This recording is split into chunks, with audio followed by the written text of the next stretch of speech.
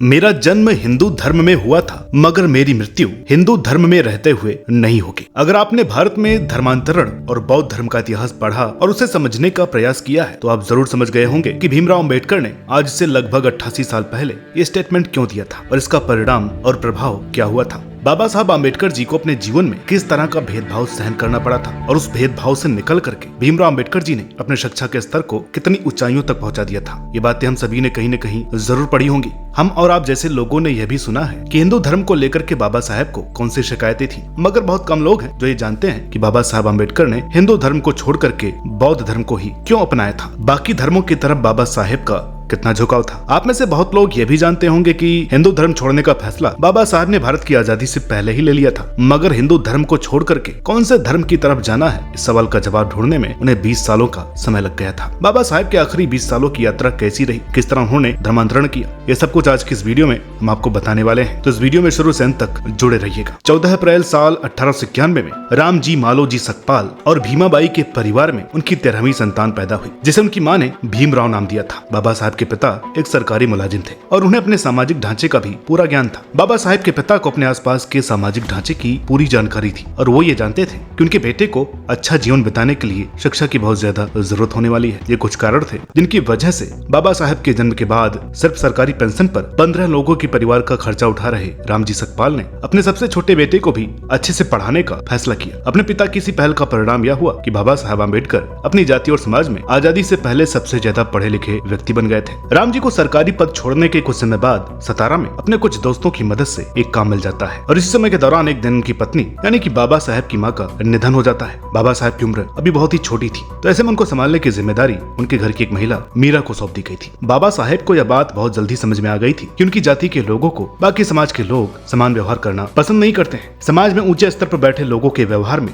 बाबा साहब को अपने और अपनी जाति के लिए एक अजीब तरह का गुस्सा और भेदभाव समझ में आ गया था। स्कूल में क्लास के बाकी सभी बच्चों से अलग बैठकर पढ़ने को कहना, पानी पीने के लिए अलग बर्तन की व्यवस्था और ऐसी बहुत सी बातें थी जिन्हें देख समझ लेने के बाद भी बाबा साहब यह नहीं समझ पा रहे थे कि उनके आसपास के ही कुछ लोग उनके साथ आखिर ऐसा क्यों कर रहे हैं। बाबा साहब ने अपनी एक किताब वेटिंग फॉर द वीजा में कुछ ऐसी घटनाओं का जिक्र किया है जिन्होंने बाबा साहब के उन फैसलों को सबसे ज्यादा प्रभावित किया था, जो आगे बाबा साहब का जीवन तैयार करने वाले थे। एक बार अपने पिता से मिलने के लिए बाबा साहब और उनके भाइयों को गोरेगांव पहुंचना था और इसके लिए वो रेलवे स्टेशन तक पहुंच गए थे। यहाँ जब एक स्टेशन मास्टर को उन्होंने बताया कि वो महार है, तो स्टेशन मास्टर का बर्ताव बिल्कुल ही बदल गया और स्टेशन मास्टर बाबा साहब और उनके भाइयों को वहीं पर छोड़ करके निकल गए। यहाँ से अपने पिता तक पहुँचने के लिए बाबा साहब और उनके भाइयों ने बैलगाड़ी की यात्रा करने का फैसला किया, मगर जब बैलगाड़ी चलाने वाले को भी बाबा साहब की जाति के बारे में मालूम हुआ तो उसने उन सभी लड़कों को अपनी गाड़ी में बैठने से मना कर दिया। जब बहुत मनाने के बाद गाड़ी वाला तैयार हुआ तो साथ में उसने एक शर्त ये रखी कि वो पैदल चलेगा और गाड़ी बाबा साहब और उनके भाई खुद ही चलाएंगे। बैलगाड़ी वाले ने अपनी गाड़ी को फिर से वेरीफाई करने की बात को इसलिए मान लिया था क्योंकि बाबा साहब उनके भाइयों ने बैलगाड़ी वाले को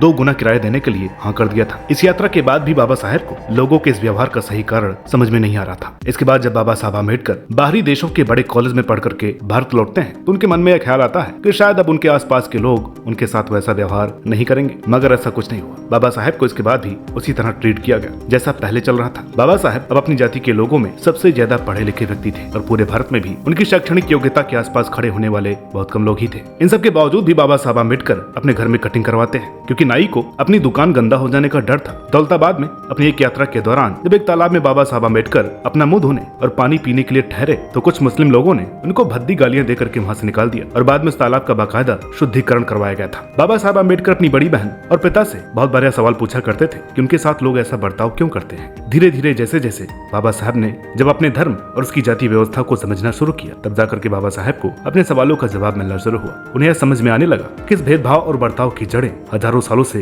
कितनी मजबूत और शक्तिशाली हो गई हैं। बाबा साहब आम्बेडकर ने अपने जीवन में अलग अलग विषयों में 20 से भी ज्यादा डिग्री प्राप्त कर ली थी। वो अपनी जाति के सबसे पहले व्यक्ति थे जिन्होंने स्कूली शिक्षा को पूरा किया था और विदेश पढ़ाई करने के लिए गए थे। इसलिए बाबा साहब के पास उनके समाज और जाति के बहुत सारे लोग अपनी अपनी परेशानियां लेकर के आते थे, उन्हें अपने साथ हुई घटनाएं और भेदभाव बताया करते थे। इस तरह बाबा साहब को इस समस्या के फैलाव का भी अंदाजा हो गया था। बाबा साहब आम्बेडकर ने सब कुछ समझ करके आखिर में फैसला किया कि समस्या को अगर सुलझाना है तो एक देशव्यापी जन आंदोलन खड़ा करना जरूरी है, जिससे सभी लोगों के कानों तक उनके लोगों की बातें पहुंच जाए। 20वीं शताब्दी के दूसरे दशक के आखिर तक आते आते बाबा साहब आम्बेडकर ने खुद को इतना कामयाब बना लिया था कि वो आराम से अमेरिका या फिर इंग्लैंड में कहीं भी किसी विश्वविद्यालय में पढ़ाने का काम करके आलीशान जीवन बिता सकते थे। इंग्लैंड और अमेरिका में जाति के आधार पर कोई भेदभाव भी उन्हें सहन नहीं करना था, यानी कि बाबा साहेब को बिल्कुल भी जरूरत नहीं थी कि अपनी पढ़ाई पूरी करने के बाद भारत में रह करके हर दिन लोगों की गालियां सुने, भेदभाव का सामना करें, काम के लिए इधर उधर भटकते रहे और दिन भर लोगों की हजारों शिकायतें सुनने और उन्हें समझाने में अपना समय खराब करें। उन्हें जिस धर्म और धर्म की जिस व्यवस्था से और उस व्यवस्था को सबसे ज्यादा महत्वपूर्ण मानने वाले जिन लोगों के लिए एक तरह का विरोध था, उनके आसपास रहने की और उस माहौल में जीवन न बिताने के लिए बाबा साहेब बिल्कुल स्वतंत्र थे। मगर उन्होंने एक आरामदायक स्थिति को छोड़ करके फिर से भारत में आकर के लोगों के बीच रहने वाली बात का चुनाव किया। बाबा साहब ने सभी तरह की योग्यताएं होने के बावजूद भी वो सब कुछ सहन किया, जो आज हम और आप सोच भी नहीं सकते हैं। साल 1918 में बाबा साहेब ने एक मराठी न्यूज़पेपर लोकनायक को पब्लिश करना शुरू किया, अपने समाज के लोगों को एकजुट करना शुरू किया, अलग अलग मंचों से अपनी बातें रखनी शुरू की और धीरे धीरे बाबा साहब भारत में दलित, पिछड़े और अछूत लोगों के सबसे बड़े नेता बन गए। साल 1924 में लोगों को बेहतरीन शिक्षा दिलाने के लिए बाबा साहब ने बहिष्कृत हितकारिणी सभा को गठित किया, जो हॉस्टल्स, स्कूल और फ्री लाइब्रेरीज सेटअप किया करती थी। साल 1927 में भीमराव अम्बेडकर ने अपने आंदोलन को एक कदम और आगे बढ़ाते हुए महार सत्याग्रह आंदोलन शुरू किया। बाबा साहब मानते थे कि हिंदू धर्म को इतना अंदर तक खोखला करने के पीछे कुछ स्मृतियां और पुराणों का बहुत योगदान रहा है। बाबा साहब मानते थे कि उपनिषदों की रचना तक हिंदू धर्म में सब कुछ सही चल रहा था, मगर बाद में कुछ लोगों ने अपने अपने तरीके से बातों को मोड़ना और बदलने का काम शुरू कर दिया था और धीरे धीरे वही बातें हिंदू धर्म के लोगों के लिए सिद्धांत और मान्यताएं बन गई थी। बाबा साहब चाहते थे कि हिंदू धर्म से जाति की पूरी व्यवस्था को ही खत्म कर देना चाहिए, लेकिन ये इतना आसान नहीं था, क्योंकि जाति अब हिंदू धर्म के लोगों के दिमाग में रच बस गई थी। वो अब सिर्फ कागज के किसी टुकड़े पर कॉलम भरने तक सीमित नहीं थी। अपनी समस्याओं के हल के लिए बाबा साहब मार्क्सवाद और अन्य मान्यताओं के अध्ययन की तरफ भी गए, लेकिन वहाँ से भी उन्हें कोई विशेष मदद नहीं मिली। हिंदू धर्म में किताबों और बाकी कुछ चीजों को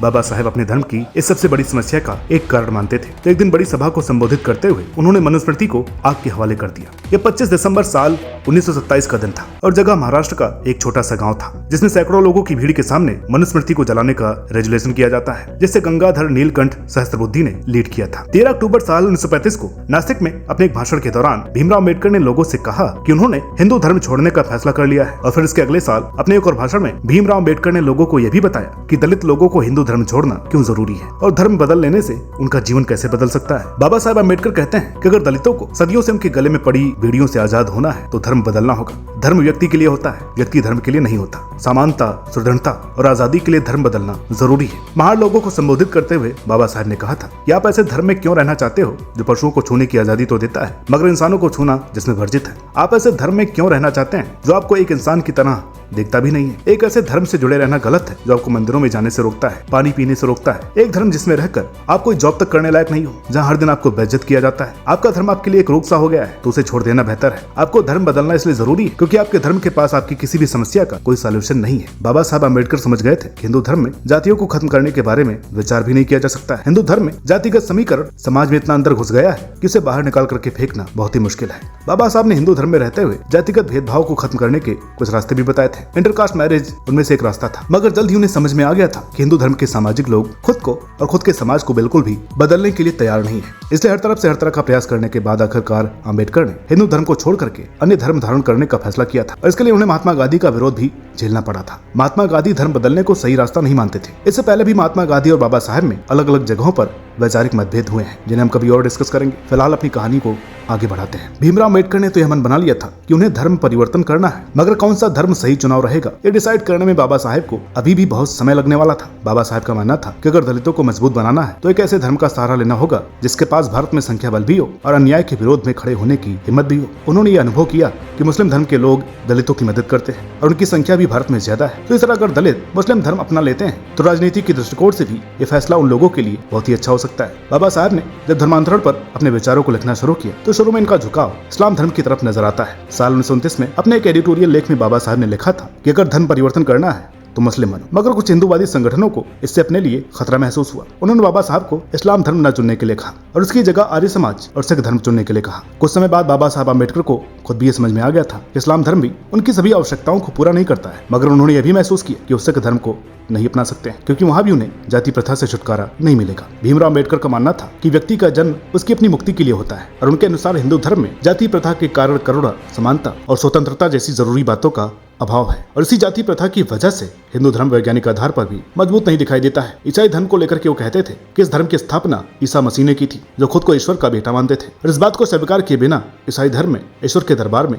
नहीं पहुंचा जा सकता है। इस्लाम धर्म के संस्थापक खुद को पैगंबर घोषित करते हैं और वहां भी जन्नत में जाने के लिए उनको पहला और आखिरी पैगंबर मानना भी जरूरी है। और आखिर में बौद्ध धर्म की तरफ बाबा साहब अम्बेडकर चलते हैं। बाबा साहब अम्बेडकर बताते हैं कि बुद्ध एक आम व्यक्ति थे। उन्होंने कभी कोई चमत्कार नहीं किया और ना ही खुद को ईश्वर मानने का कोई दावा किया था। बुद्ध ने खुद को सिर्फ मुक्ति का मार्ग दिखाने वाला कहा था। बाबा साहब के अनुसार हिंदू, इस्लाम और ईसाई धर्म में आस्था सबसे बड़ी ताकत है और यहाँ एक व्यक्ति ने जो बोल दिया उस पर सवाल नहीं उठाया जा सकता है। तार्किकता के पलड़े में भी बाबा साहब को बौद्ध धर्म बाकी धर्मों की तुलना में ज्यादा अच्छा महसूस हुआ, क्योंकि बुद्ध अपनी शिक्षाओं को आखिरी सत्य नहीं मानते थे और बुद्ध बदलाव के भी पक्षधर थे। बुद्ध ने खुद अपने शिष्यों से कहा था कि उनका धर्म अनुभव और तर्क पर आधारित है और इसमें बदलाव की गुंजाइश हमेशा बनी रहेगी। इन सब बातों के कारण बाबा साहब अम्बेडकर बौद्ध धर्म को एक ऐसा जीवित धर्म बताते हैं जिस पर भूतकाल का दबाव नहीं है। बाबा साहब के अनुसार बौद्ध धर्म को नई परिस्थितियों के अनुसार ढाला जा सकता है और ये उनके लिए एक धर्म की सबसे बड़ी विशेषता है। बाबा साहब मानते थे कि किसी धर्म में सिर्फ नैतिकता होना ही जरूरी नहीं है। अगर वो नैतिकता विज्ञान के विरुद्ध जाकर के कोई बात कहती है तो उस धर्म को सही कैसे माना जा सकता है। बाबा साहब अम्बेडकर को बौद्ध धर्म में स्त्रियों की स्थिति ने भी काफी हद तक आकर्षित किया था। बाबा साहब ने कहा था कि हिंदू धर्म में शूद्र और स्त्रियों को धर्मोपदेश का अधिकार नहीं होता है, मगर बौद्ध धर्म में स्त्री और पुरुषों को हर तरह से समानता का अधिकार हासिल होता है। ऐसे ही कुछ तर्कों और बातों के साथ बाबा साहब अम्बेडकर ने अक्टूबर साल 1956 में 3.5 लाख लोगों के साथ मिलकर के नागपुर में बौद्ध धर्म धारण किया और यहाँ से भारत में बौद्ध धर्म और दलितों के धर्मांतरण को बढ़ावा मिला। और इसका असर यह है कि हम आज भी खबरें पढ़ते सुनते हैं कि दलित आज भी कुछ जगहों पर बौद्ध धर्म स्वीकार कर रहे हैं। महात्मा गांधी से लेकर बौद्ध धर्म से जुड़े लोगों ने भी बाबा साहब अम्बेडकर के इस फैसले का विरोध आखिर तक किया। कुछ लोगों ने कहा कि बाबा साहब अम्बेडकर ने नागपुर में इसलिए काम किया था क्योंकि वो आरएसएस का एक गढ़ है। इसी तरह के कुछ और आरोप भी भीमराव अम्बेडकर पर लगाए गए थे, मगर इनके फैसले की वजह से भारत में एक नई लहर अचानक शुरू हो गई थी। इससे इनकार नहीं किया जा सकता है। हालांकि बौद्ध धर्म अपनाने के 2 महीनों के भीतर ही बाबा साहब अम्बेडकर का निधन हो गया था, जिससे उन्होंने जो एक लहर उठाई थी वो बहुत जल्द ही मंद पड़ गई। आंकड़ों के मुताबिक भारत में साल 1950 में बौद्ध धर्म से जुड़े लोगों की संख्या 1.5 लाख से कम थी, जो अगले 10 सालों में दलितों के धर्मांतरण के जरिए बढ़कर के 32 लाख से ज्यादा हो गई थी। बाबा साहब अम्बेडकर के धर्मों को लेकर के विचारों से आप कितने सहमत हैं? उनके आंदोलन और भारतीय राजनीति और समाज में उनके योगदान को लेकर के आपके क्या विचार है? ये सब कुछ आप कमेंट बॉक्स में साझा कर सकते हैं। तो वीडियो अच्छी लगी तो प्लीज लाइक करें, शेयर करें। चैनल पर नए हैं तो प्लीज इसे सब्सक्राइब करना ना भूलें। मिलते हैं आपसे अगली वीडियो में, तब तक के लिए नमस्कार।